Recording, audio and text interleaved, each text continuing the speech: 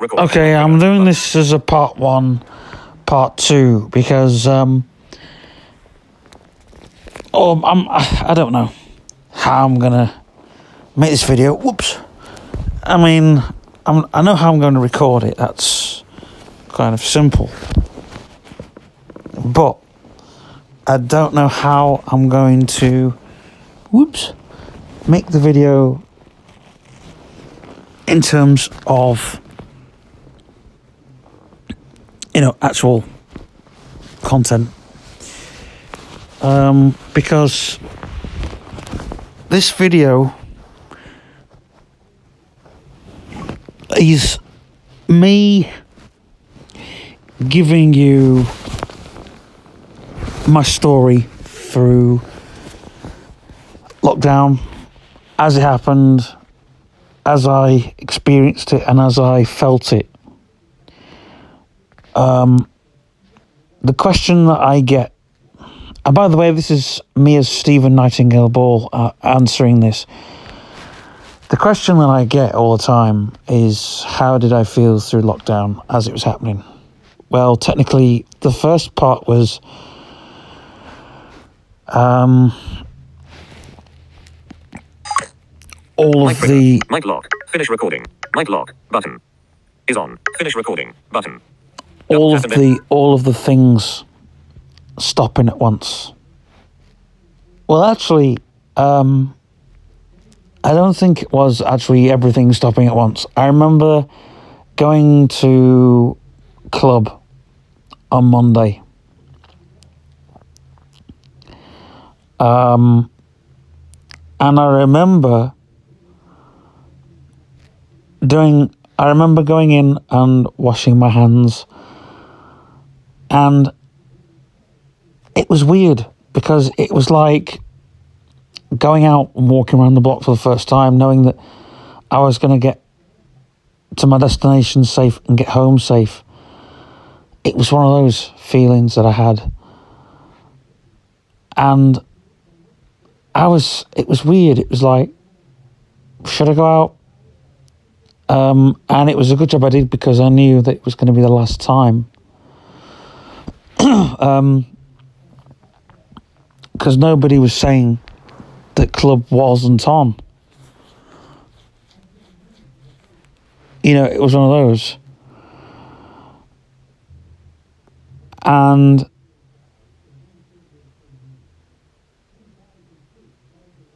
we had a bit of a party. It was weird. It was a party atmosphere. And I remember getting home that night and the next day feeling fine. And I thought, well, maybe group's on. So I went to the group, and it was weird because I was washing my hands, going everywhere, washing my hands. It was weird because I was washing my hands when I wasn't supposed to be washing my hands. I was like making sure my hands are washed. Anyway, towards the end of that week, it was everything closed down, be no more kind of thing.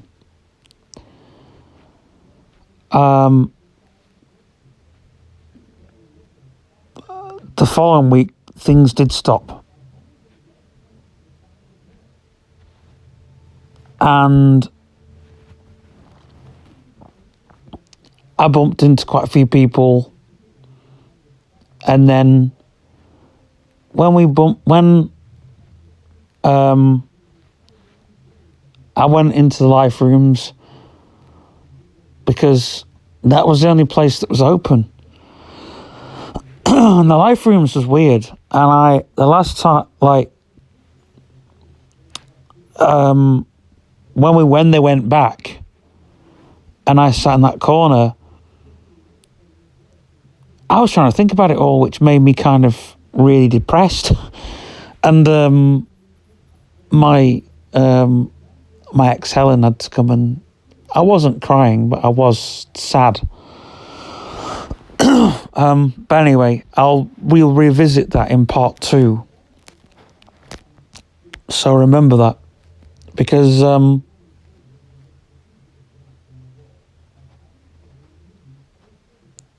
every day of that week, the life rooms was open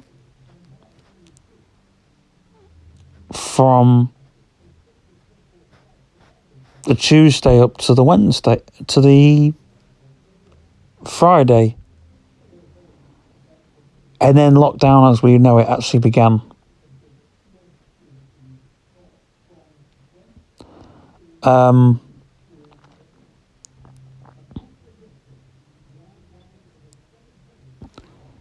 wasn't allowed to walk around the block. It was like, everyone was so scared about it. I was like, screw that, you know. I never walked around the block.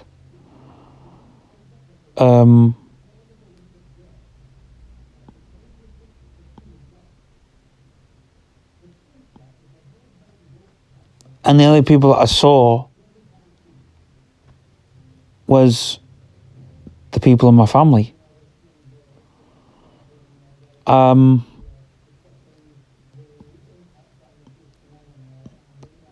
And, you know, you were wondering when this was going to end. We were told 3 weeks. I thought, cool, 3 weeks, we can do that. And then it stemmed more than 3 weeks. I thought, okay, 3 weeks more. Maybe I can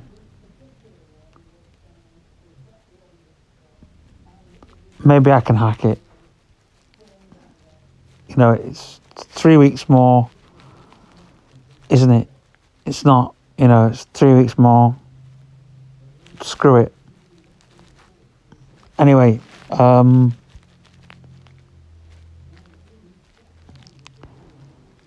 at the end of those 3 or 4 weeks, I think, and it was weird because the first 3-4 weeks of lockdown, people were ringing me. My phone was going constantly. My Facebook was going constantly. There was people that was just like, everybody from church was worried about me, and everybody, but we didn't need, you know, I wasn't living on my own, so kind of, I didn't need, it wasn't like I was pushing people away, but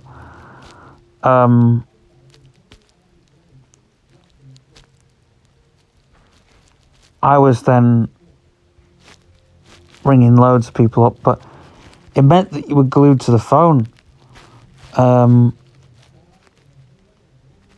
or glued to Facebook Messenger, or glued to WhatsApp, and I just wanted to listen to music on Spotify, watch YouTube. I was playing football with Dad nearly every day. And if I wasn't playing football with Dad, I was doing my workout. So it was literally, that was all it was. You know, if the weather was bad. And that was 7 days a week. 7 days a week felt the same. Sunday didn't feel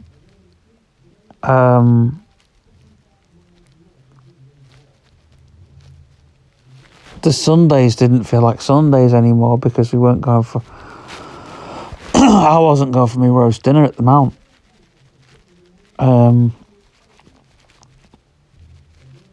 Mondays didn't feel like Mondays. Tuesdays didn't feel like Tuesdays. It was just like, when's this ever going to end?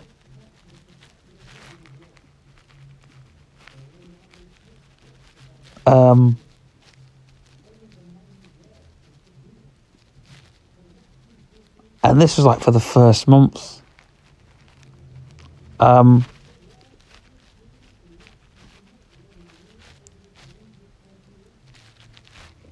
even my imaginary colleagues, I wasn't allowing them into work. We had a very, very strange approach when it came to the whole lockdown thing, because the policy was weird. It wasn't just something you could just put in place. It wasn't just something you could react on. But if no one could get into work, you had to say, okay, well, you'll have to work from home. But I wasn't ready for that,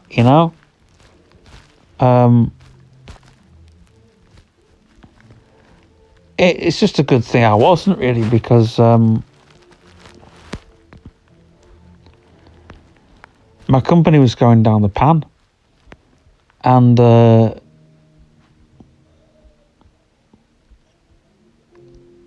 kind of, we were a web-based company. We got loads of work in the first month or two, but then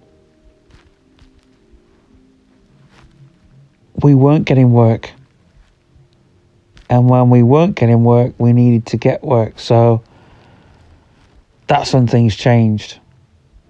But I'll talk more about that in part 2, obviously.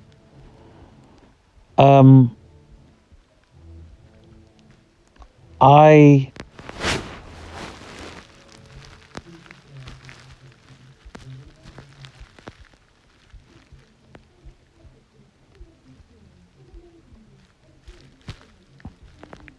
was just trying to live from day to day.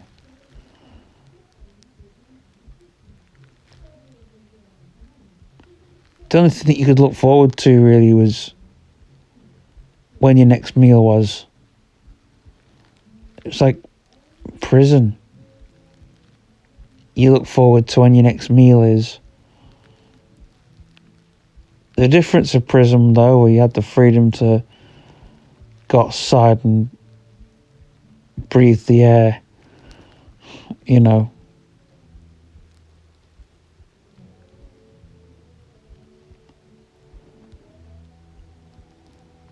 But we were being told by the government where we could go and what we could do.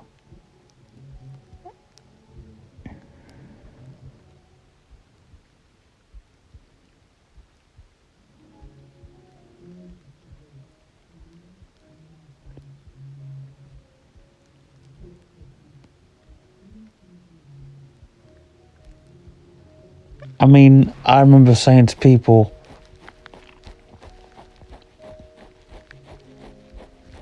that it would be a dream.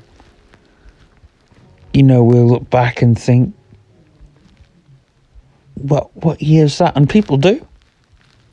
I was completely right about it all. People now don't even know. When you talk about lockdown, people don't even think about it.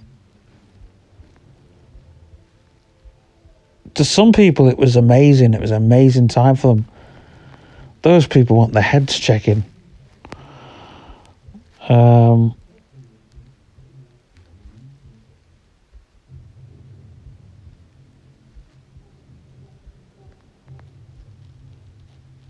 It was all right for the winter. But for the summer,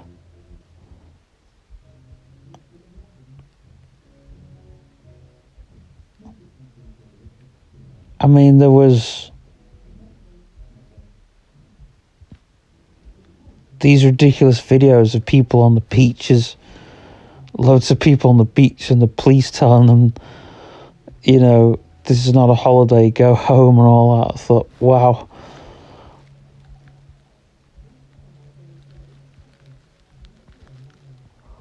I mean, there's still some sort of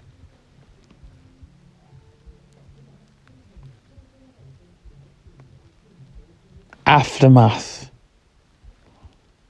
of COVID, but it's not,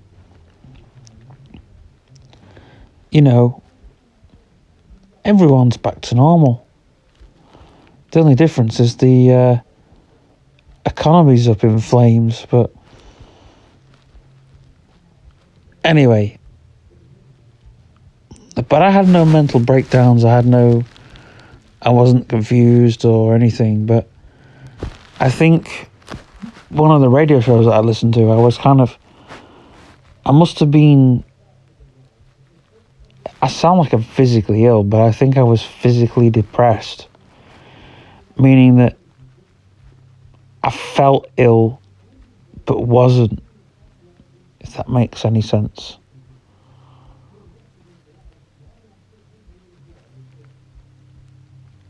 I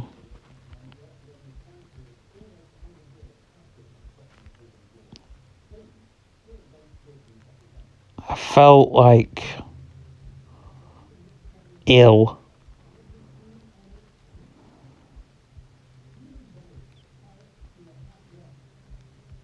but it was more kind of sadness.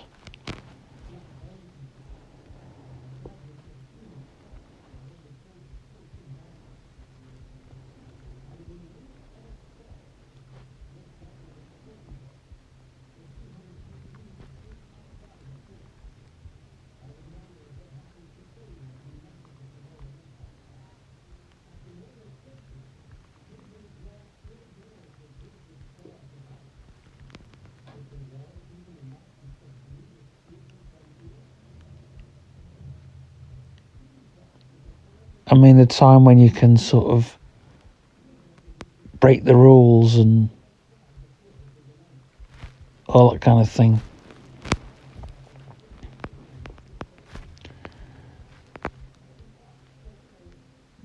But we had Christmas, the way we did it, and we had what we had. It just didn't feel,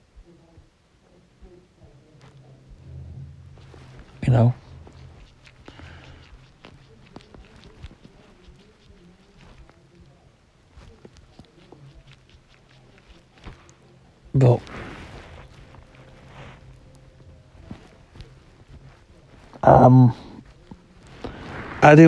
I didn't feel suicidal or any of that rubbish,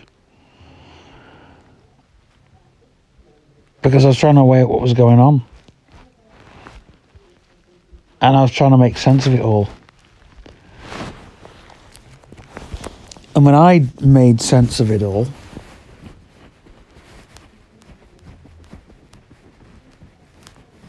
I had the fear that I knew, the fear that I was getting, some form of what was actually happening.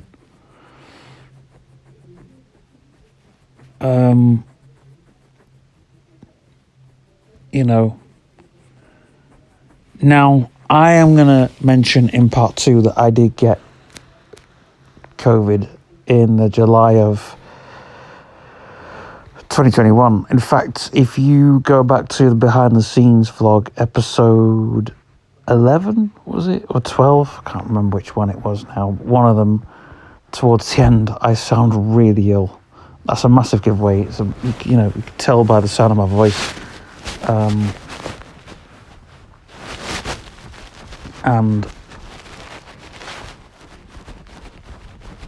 I didn't want to let on, because back then you let on and it's like, oh, you become the whatever it is, the one that's throwing it all around.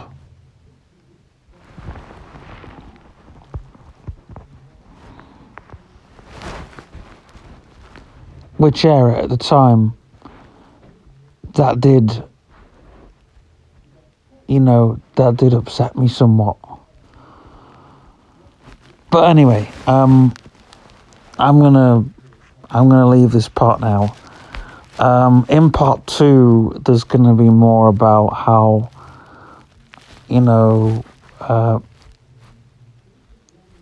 more kind of the depressing, but more kind of uplifting. So anyway, hope that's helped. But yeah. Mic trigger. Mic lock. Finish recording.